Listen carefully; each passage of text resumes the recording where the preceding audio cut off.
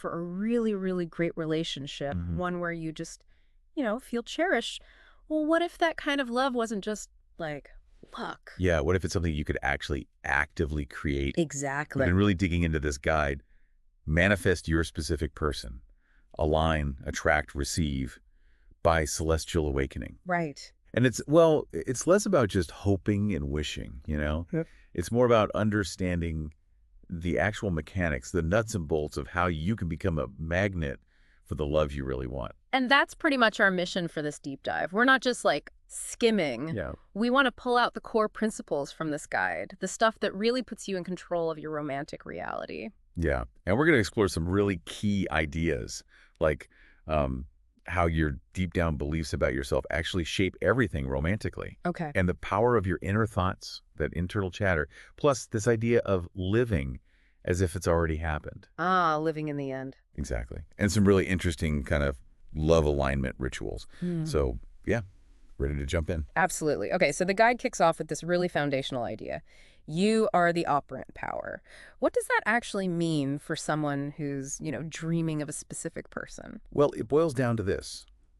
You are the main creative force in your own life, in your reality, Okay. your inner world. So your beliefs, your assumptions, these are the things that literally sculpt what happens on the outside, especially with love and relationships. Mm. And a huge part of this is your self-concept. Self-concept. Yeah, it's not just confidence on the surface. It's that really deep, ingrained feeling of who you are and, crucially, what you believe you deserve. So how I really see myself, like deep down, that actually has a real effect on my love life. It sounds almost too simple. It's fundamental. Yeah. It really is. Think of it like your self-concept is a filter. Yeah.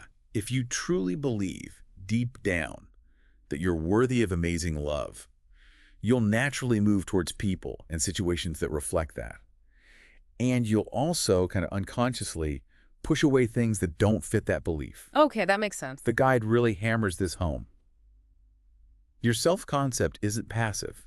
It actively tells others how to see you and, yeah, how to treat you romantically. Right. It's like if I think I'm invisible, I probably act in ways that make me invisible, and then people overlook me. Okay. Now, this other idea, everyone is you pushed out, that one can be a bit, well, mind-bending. It really can shift your perspective, yeah. It highlights just how much creative power you actually have. Mm-hmm. The guide explains it like this. Your specific person's behavior isn't just happening to you randomly. Yeah. It's a direct reflection, a manifestation of your assumptions about them, and maybe even more importantly, about yourself in relation to them. Like your beliefs are a projector. So if I keep thinking, oh, they're so distant, they might actually act distant. Not because they just are, but because that's what I'm projecting, my expectation. Precisely. Your inner beliefs color how you see their actions, but it's deeper than just perception. Okay. The energy of your assumptions can subtly influence how they behave around you. And this is why the guide stresses that real change, lasting change with your SP, starts inside. By healing my own stuff. Doubts, insecurities. Exactly. Healing your own wounds, changing those limiting beliefs. As you shift internally, the reflection you see in their behavior has to change too. It just has to. Wow. Okay, that's really empowering. A bit daunting maybe, but empowering. Yeah. So where do I even start with that? Like, what's the first actionable step? The guide gives a really clear first step. Identify the version of you who is already in that amazing, loving relationship you want. Or the future me? Yeah, but vividly. Really imagine this version of you. How do they think about love? What feelings do they have most of the time? And importantly, how do they act? How do they carry themselves? What choices do they make? So it's not just daydreaming about it, it's like actively becoming that person now. That's it, exactly. The invitation is to start embodying those qualities right now, today. Okay. Think those thoughts, feel those feelings of being loved and secure, act in ways that align with that future loved self, become the energetic match. Right. The principle, which, this Manifest Your Specific Person guide lays out so well, is that your outer world eventually catches up to your consistent inner state. This is the groundwork. Okay, that makes total sense. So as I start, embodying this loved up version of me, what's next? The guide talks a lot about rewriting the story with inner conversations. Why is my internal chatter so important? Well, like the guide explains really clearly, the stories we keep telling ourselves, they essentially become the blueprints for our reality. Okay. Your inner conversations, that constant dialogue inside your head about your SP, about love, about yourself, it's incredibly powerful. It shapes everything. It solidifies your beliefs, sets your expectations. So if my mental playlist is always like, they probably don't even think about me, or relationships always end badly for me, I'm basically shooting myself in the foot. Precisely. The guide calls these limiting stories, Hmm. and it lists common ones people get stuck in, like they don't see me or they're scared of commitment, maybe they're still into their ex. Yeah, I can see how those would create problems. Right. It creates this sort of vibrational clash with the loving relationship you actually want. It's like trying to listen to one radio station with another one blasting interference. Right, like I'm broadcasting lack and doubt constantly. So how do we fix that? How do we consciously change that inner script? The key is intentional revision, creating empowered revisions. Okay. So every time you catch a limiting story, you consciously flip it. You create a new positive one. Like if you think they don't notice me, you immediately switch to they are so drawn to me more and more. Instead of they're not ready for commitment, you affirm they're so ready and eager to commit to me. The guide gives loads of examples. The point is consistent, intentional inner talk becomes the new reality blueprint. And this isn't just like wishful thinking, is it? There's real power in the repetition and the No, feeling. absolutely. The feeling is crucial. The guide even quotes Neville Goddard, who really understood this.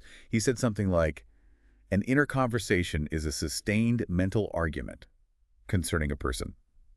These represent your habitual attitudes, which determine your life experiences. Habitual attitudes determine experiences. Exactly. These inner chats aren't just random thoughts. They show your core beliefs, and they literally shape your life.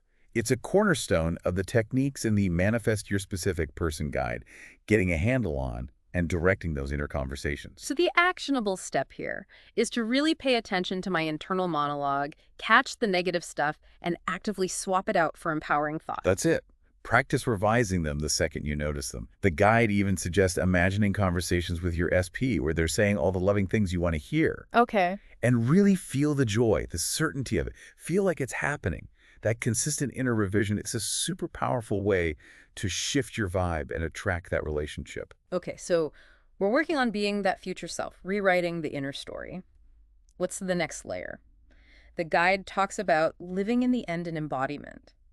That sounds, well, maybe a bit abstract. It can sound abstract at first, yeah, but it's actually got really practical power. Living in the end basically means you mentally and emotionally move into the state of already having what you want. So being in the relationship already, in my mind and feeling. Exactly. You shift from longing, from feeling the lack of it, to feeling like you already possess it. The guide explains this really well. It's based on the law of assumption, and doing this collapses the perceived gap between now and then. So it's not just hoping, it's feeling like it's already done. That's the core of it. And a great tool for this is sensory visualization. Okay. The guide encourages you to create really vivid, detailed mental scenes.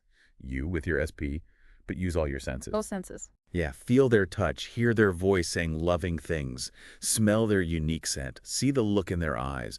The more real and sensory it is, the more your subconscious buys it. It can't really tell the difference between vivid imagination and reality. Okay, I get that, like making my own internal movie. Exactly. And tied right into that is emotional embodiment. Right. This means actively generating and holding on to the emotions you would feel if you were already in that relationship. Like security, joy. Security, joy, peace, passion, connection, all of it. The guide really stresses that your emotional state is your point of attraction. So consciously feeding those positive emotions throughout your day is critical. So it's not just the picture, it's the feeling the picture creates. And holding on to that feeling? Absolutely. The feeling is everything. The guide also brings up physical anchoring. Physical anchoring. Yeah, using physical gestures or things to help ground that feeling of having it now. Like what? Could be simple, like touching your heart when you think of them, or wearing a specific ring or piece of jewelry that symbolizes the relationship, maybe even making space for them in your home, like clearing a drawer. Physical actions that reinforce the feeling. Huh. That's interesting. Using physical cues to tap into the feeling. Now, the guide also has a specific embodiment exercise for before sleep. What's that about? Yes, this one's really potent because right before sleep, your subconscious is super open to suggestion. Okay. So each night, as you're drifting off, you mentally play out a perfect day with your SP, like a movie sequence. The whole day? Yeah, Waking up together, nice moments, loving text during the day, reuniting happily. The key thing is to feel it as absolutely real. Yeah. Feel the emotions. Those last thoughts and feelings before sleep really sink in and shape your subconscious and ultimately what shows up. Wow, like programming my mind overnight for the reality I want. Okay, I see how these layers are building. Then the guide moves to love alignment rituals. These sound maybe a bit more structured. What's the idea behind rituals? The guide frames them as intentional acts that create sort of powerful, energetic containers. Okay. They help you consciously align your vibration with love and really deepen your manifestation practice. These actions send clear signals to your subconscious, yes, but also energetically out to the universe, reinforcing your intention. Okay, so focused intention through symbolic actions, Mhm. amplifying things. What kind of rituals does the guide suggest? There are some really beautiful ones described. One is scripting. Writing things down. Yeah, but writing in the present tense, as if the relationship is already real and happening. You detail the feelings, the experiences, the conversations. The guide even suggests dating entries in the future and reading them back like memories. That sounds like a really active way to get into that living in the end feeling. Exactly. Another one is the self-love bath. Oh, that sounds nice. It is. You intentionally make it sacred. Maybe use rose petals, pink salt, rose quartz crystals, things associated with love energy. And while you're soaking, you affirm, I am loved deeply and completely.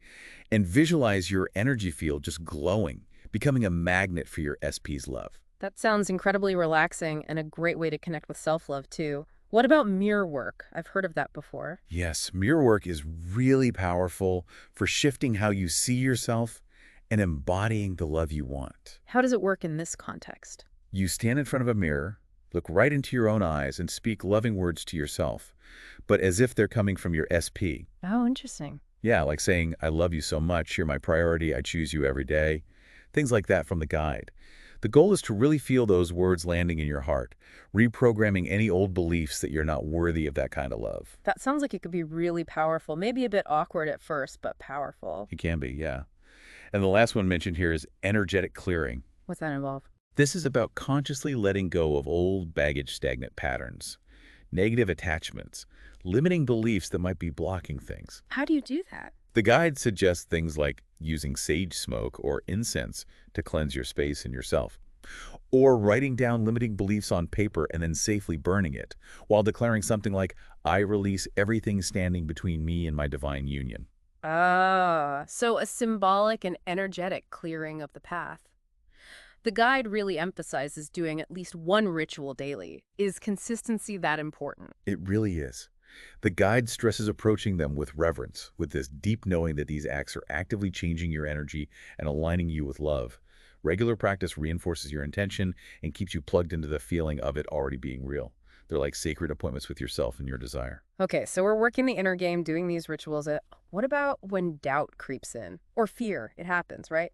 The guide talks about releasing resistance and trusting the process. That feels like a big one for people. Oh, it's huge. And pretty much everyone doing this kind of work runs into it. The guide explains resistance really well. It shows up as those nagging doubts, fears, or that frantic need to check the 3D world for signs. Yeah, that obsessive checking. Exactly. Yeah. And those states, they lower your vibration and can actually block things from flowing easily. Mm. So learning how to release that resistance and trust the process, trust divine timing, it's absolutely key. So practically, how do we do that? How do we stop that worry cycle? The guide gives some really good actionable steps. First, just identify resistance. Get good at noticing when you feel anxious, desperate, or doubtful about it. Those feelings are signals. Signals that I'm maybe getting too attached? Yeah, maybe too attached to the how or when. Yeah. Then the next step is to allow and collate and accept those feelings. Don't fight them or judge yourself for having them. Right. Acknowledge them with compassion, like the guide suggests. Maybe say internally, okay, fear, I see you, I get why you're here, but I'm choosing faith instead. That sounds way better than trying to just squash the feelings down. It is, because that usually doesn't work anyway. Mm. Then, actively surrender control. Let go of needing to manage how and when it all happens. Trust that the universe, or your higher self, knows the best path. Easier said than done sometimes. Oh, for sure. And finally, always, return to self-love. When you feel that resistance grip you, consciously shift your focus back to nurturing yourself. Do things that make you feel good, whole, complete now. your own fulfillment is incredibly magnetic. That makes perfect sense. When I feel good about myself, the desperation just kind of fades. The guide has a great quote here, too. Manifestation flows most easily in a state of trust. When you know it's done, you stop wondering when or how. You simply live in the certainty. That's powerful. It really is. And there's a simple grounding practice in the guide, too, for when you're obsessing. Oh, yeah? What is it? Just put your hand on your heart, take 3 slow, deep breaths, and affirm something like, I trust the perfect unfolding. I release control. I know we're already connected beyond time and space. It just helps bring you back to center, back to trust. That sounds like a really useful little tool. Okay, so to weave all this together daily, the guide outlines a daily love manifestation routine. What are the key parts of setting that up? Well, consistency is king here, right? Mm. A daily routine keeps you energetically aligned and constantly reinforces the reality of your desire to your subconscious. The guide gives a great sample routine using the elements we've discussed. So walk us through it. What should someone manifesting their SP try to build into their day? It suggests starting with morning alignment, maybe 15 minutes, about 5 minutes of gratitude for the love you already have in life, Okay. then 5 minutes affirming your ideal relationship with your SP, and 5 minutes visualizing a perfect, loving morning together. Nice way to start the day, setting that loving tone. What Yeah. about during the day? A quick midday check-in, maybe just 5 minutes, 3 deep breaths. Ask yourself, am I embodying my desired reality right now? And if not, Just use a few quick affirmations to gently nudge your energy back into alignment. Right. It'll reset. got it. And the evening. Evening embodiment, maybe 20 minutes total, perhaps 10 minutes scripting or journaling about successes as if they happened. Okay. Then 5 minutes of that mirror work, speaking those loving words, and maybe 5 minutes meditating on just feeling loved and cherished. Ending the day soaked in that feeling. Yeah. And right before sleep. Yeah, bedtime integration, maybe 10 minutes. Briefly review your day through the lens of love. If something happened that felt off, mentally revise it to fit your desired story.